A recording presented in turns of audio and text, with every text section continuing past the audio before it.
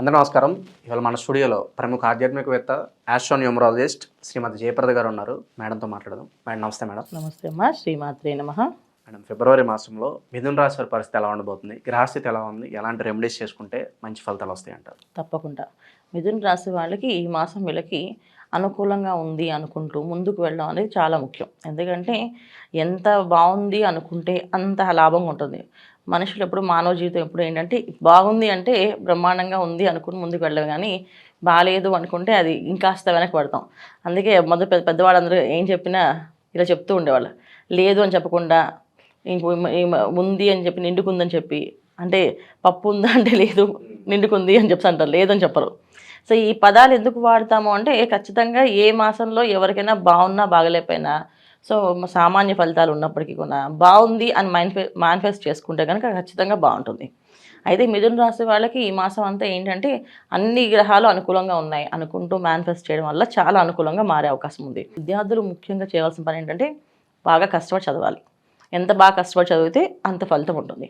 కష్టపడకుండా ఏ ఫలితం రాదు.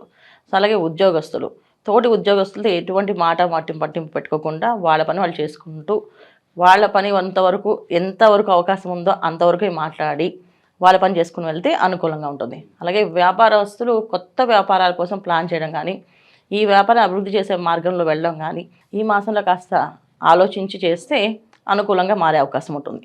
అలాగే ఉద్యోగస్తులు, వ్యాపారస్తులు, వీళ్ళన్నిటికంటే గృహిణులు ముఖ్యంగా వాళ్ళు చాలా సామరస్యంతో, అంటే ఏ విషయమైనా చక్కగా ఆలోచించి ఇంట్లో వాళ్ళకి పిల్లల్ని జాగ్రత్తగా బాధ్యతగా చూసుకోగలిగితే ప్రశాంతంగా ఉంటుంది. లేకపోతే ఎక్కువ సఫర్ అయ్యేది ఏంటంటే గృహిణులు ఎక్కువగా సఫర్ అవుతారు ఈ మాసంలో. ఎందుకంటే వీళ్ళకి మిథున రాశిలోనే కుజుడు. తెలియకుండానే ఒక రకమైన మూర్ఖత్వము, పట్టుదల, మొండితనము, చేయగలమనే నమ్మకం వచ్చేస్తూ ఉంటుంది. మేము చేయగలమని సాధిస్తాం, ఎందుకు సాధించలేము అనే లక్షణం వచ్చేస్తుంది. ఎందుకు వచ్చేస్తుంది ఆ విషయం అంటే, ఇక్కడ మీనరాశిలో శుక్ర రాహువులు కలయిక ఉండడం వల్ల, శుక్రుడు రాహు కలిసి ఉన్నారు. దానివల్ల ఏంటంటే తెలియకుండా మాకు చేయగలమని ఒక అది ఆత్మస్థైర్యం అనుకుంటారు, కానీ తెలియని అహంకారం అనమాట. అహంకారంతో కొన్ని పనులు చేయడం వల్ల చాలా విషయాలు ఫెయిల్ అయ్యే అవకాశం ఎక్కువగా ఉన్నాయి. మ్యాక్సిమం ఏంటంటే ఎవరెవరికి ఎక్కువ ఇబ్బందులు ఉన్నాయంటే ముఖ్యంగా రియల్ ఎస్టేట్ రంగాల్లో ఉన్న వాళ్ళకి, కెమికల్స్ ఫ్యాక్టరీస్ కానీ ఉన్న వాళ్ళకి, తర్వాత ఐరన్ సంబంధించిన బిజినెస్ చేసే వాళ్ళకి, స్పెక్యులేషన్స్ బిజినెస్ చేసే వాళ్ళకి, ట్రేడింగ్స్ బిజినెస్ చేసే వాళ్ళకి, వీళ్ళందరికీ కాస్త ప్రతికూలంగా కనిపిస్తున్నాయి. సో ఒక ఓవర్ కాన్ఫిడెన్స్తో ఇది అయిపోతుంది అని నమ్మకంతో కాకుండా ఒక ప్రార్థనతో, భగవంతుడి నామస్మరణతో 1కి 10 సార్లు ఆలోచించి చేయడం వల్ల అనుకూలంగా వచ్చే అవకాశం ఉంది. లేకపోతే కాస్త ఇబ్బందులు పడే అవకాశం ఎక్కువగా అనిపిస్తుంది.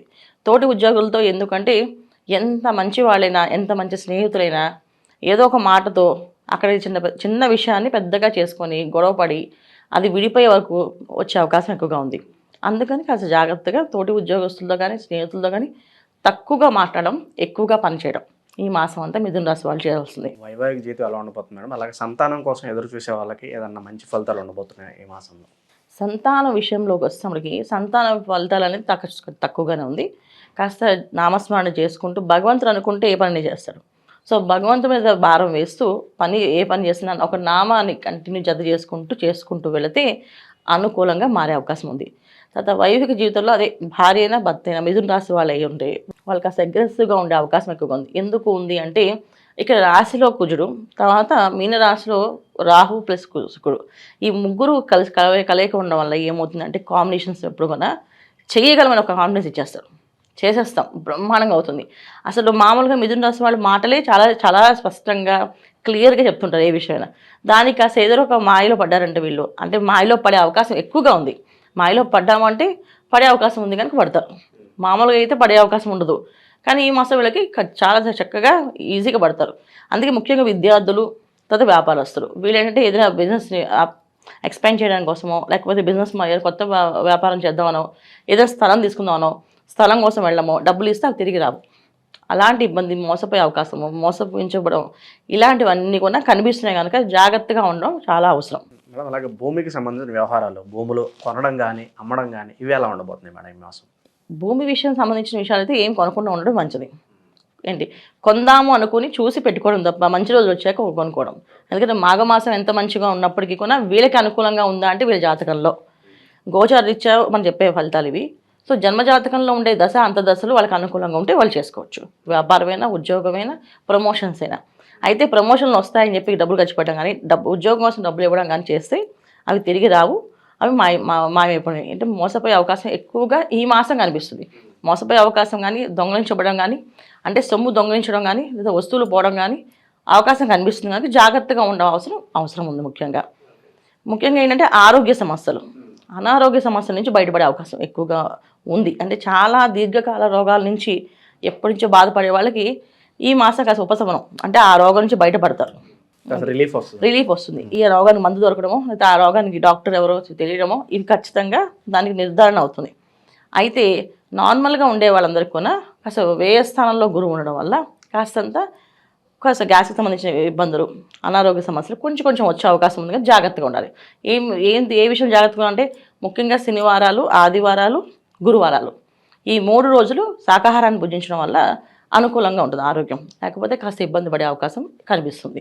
రాజకీయ సినీ రంగ ప్రముఖులకు ఎలా ఉండబోతుంది మేడం? కాస్త గుర్తింపు కోసం ఆశిస్తూ ఉంటారు. ఈ మాసం ఎలా ఉండబోతుంది? ఈ మాసం గుర్తింపు అనేది అదే చెప్తున్నా, వ్యామోహంలో పడిపోతారు. ఇది మాకు గుర్తింపు వస్తుంది ఖర్చు ఏదో ఆఫర్ ఇస్తారు, పెట్టేస్తారు, మోసపోయే అవకాశం ఖచ్చితంగా. ఎందుకంటే ఈ మాసంలో జరిగేదే మోసం. మిథున రాశి వాళ్ళు ముఖ్యంగా మేలుకొని ఉండాల్సిన విషయం ఏంటంటే ఏ విషయానికి రూపాయి తీయకూడదు, ప్రలోభాలకి అస్సలు పడకూడదు. ప్రలోభాలు పడ్డారంటే ఇంకా మనం వాళ్ళని కాపాడలేం. ఎందుకంటే ఇక్కడ ఆకర్షణ శక్తి అలా పనిచేస్తుంది. సో ఏ పనైనా అయిపోతుందని, కంఫర్ట్గా అయిపోతుందని, గంటలో అయిపోతుందని, అరగంటలో అయిపోతుందని. చాలామంది ఏంటంటే ఇగో ఇప్పుడే ఇస్తాం 10 లక్షలు ఇవ్వని చెప్పి అంటారు. ఆ 10 లక్షలు తీసుకుని వెళ్ళిపోతుంది. వాళ్ళు నిజంగా వీళ్ళు మంచి వాళ్ళే ఉండొచ్చు, ఎప్పుడు చేబులు తీసుకొని వాళ్ళు ఇచ్చేసే వాళ్ళే ఉండొచ్చు. కానీ ఈ మాసంలో వీళ్ళు చేస్తే ఇచ్చిన డబ్బు తిరిగి రాదు. అందుకే అప్పులు ఇవ్వకండి, అప్పులు తీసుకోకండి. సో ఏ విషయమైనా డబ్బులు ఖర్చు పెట్టేటప్పుడు ఒకసారి 10 సార్లు ఆలోచించి చేయండి. సో ముఖ్యంగా విద్యార్థులు కష్టపడి చదివితే ఫలితం ఉంటుంది. లేకపోతే వచ్చే మాసం ఫిబ్రవరి మాసంలో పరీక్షలు అందరికీ ఉండేవి, కాసేదో ప్రభావంలో పడిపోయి నాకు చేయగలని అనుకుంటే ఖచ్చితంగా ఫెయిల్ అయ్యే అవకాశం ఉంది. కనుక మంచి నామస్మరణ చేసుకుంటూ వెళ్ళడం అనేది చాలా ముఖ్యమైన విషయం. ఇది కాస్త ఇబ్బందికర పరిస్థితులు ఉన్నాయి కాబట్టి ఏదన్నా మంచి రెమెడీస్ ఉంటే తెలియజేయండి మేడం మిథున రాశి వారి కోసం. ఖచ్చితంగా దత్తాత్రేయ స్తోత్రాన్ని పారాయణ చేయడం, ప్రతి గురువారం దత్త చరిత్ర చదవడం. సో బాగా కష్టాలు ఎక్కువగా ఉన్నాయి, ఏ నిర్ణయం తీసుకోలేకపోతున్నాం అనుకునే వాళ్ళు దత్త హోమాన్ని చేయించుకోవడం. అనగా అష్టమి వ్రతం అని వస్తుంది. సో అష్టమి రోజు చేస్తుంది అనగా అష్టమి వ్రతం అని. సో వచ్చేది మాఘమాసం కనుక పూజలు, నోములు, వ్రతాలు ఎక్కువగా చేస్తాం కనుక ఈ మాసంలో ఏది చేసినా ఫలితం ఎక్కువగా ఉంటుంది. 10 చేస్తే దానికి ఫలితం 100 ఫలితం కనిపిస్తుంది, 100 చేస్తే 1000 ఫలితం కనిపిస్తుంది, 1000 చేస్తే 1,00,000 ఫలితం కనిపిస్తుంది. సో ఈ ఫలితం ఎక్కువగా ఉన్నప్పుడు ఈ మాసంలో వీళ్ళు చేసే ప్రతి పూజ, ప్రతి నామము అది సంఖ్య బాగా పెరుగుతూ ఉంటుంది కనుక చేయాలి. సో ఏ విషయం చేయొచ్చు ఎక్కువగా అంటే అందరూ చేసే పని ఏంటంటే జయ గురుదత్త, శ్రీ గురుదత్త, దత్తాత్రేయ నమః, లేకపోతే ద్రామ్ దత్తాత్రేయ నమః, శ్రీపాదరాజ్యం శరణం ప్రపద్యే ఈ నామాన్ని ఎక్కువగా చేయడం. లేదా సాయిరామ్ కూడా రాసుకోవచ్చు, షిరిడి సాయిబాబా కథ కూడా చదవచ్చు, ఆ చరిత్రను వినొచ్చు. గురువారం కూడా చాలా నిష్ఠగా గురు చరిత్ర పారాయణ కానీ, సాయిబాబా చరిత్ర పారాయణ కానీ, లేకపోతే శివాభిషేకం కానీ, ఇవన్నీ కాకపోతే శివుడికి అభిషేకం చేయించుకోవడం కానీ, ప్రతి గురువారం శివాలయానికి వెళ్ళడం, పొద్దున్నే అభిషేకం చేయించుకోవడం, ప్రదోషకాలంలో శివాలయానికి వెళ్ళి దర్శనం చేసుకోవడం. ఇలా అంటే పొద్దున కుదరలేని వాళ్ళకి సాయంత్రం పడిన వెళ్ళి దర్శనం చేసుకుని సరే ఆ ఫలితం వస్తుంది. ప్రతి వారం ఇలా వెళ్తూ ఉంటే ఏ ప్రలోభాలకి పడకుండా, ఇబ్బంది పడకుండా బయటపడతారు. ఇది మిథున రాశి వాళ్ళు ఈ సంవత్సరం చేసుకోవాల్సిన పరిహారాలు. సో 12 రాశులు అందరూ కూడా ఏంటంటే ఫిబ్రవరి మాసం అనేది చాలా అనుకూలమైన మాసం. ఎందుకంటే రవి మాసం, రవి భగవానుడు మకర రాశిలో రావడము అనేది ఒక విశేషం. సో అక్కడి నుంచి మనం తర్వాత పుష్యమాసం అయిపోయిన తర్వాత వచ్చేది మాఘమాసం. ఈ మాఘమాసంలో ప్రతి ఒక్క కార్యక్రమము 10ంతల ఫలితం వస్తుంది. చిన్న పరిహారమైనా అది పెద్ద పరిహారం కింద, పెద్ద ఫలితం కింద వస్తుంది. ఒక చిన్న దీపదానం చేస్తాము, ఆ దానం అనేది 10ంతలుగా మనకు లాభం అవుతుంది. అంటే ఇంట్లో చీకటి అనేది ఉండదు. దీపదానం అంటే ఏంటి? దీపాలు దానం చేస్తే దీపం వస్తున్నారు కాదు, మన ఇంట్లో ఏ రోజు చీకటి కోణం అనేది ఉండదు, చీకటిగా ఉండరు. అంటే చీకటి కోణము అంటే ఏంటంటే చెడు పనులు చేయడం కానీ, చెడు వ్యవహారాలకు వెళ్ళడం కానీ, వ్యసనాలకి బలివ్వడం కానీ జరగదు అని అర్థం. సో దీపదానం.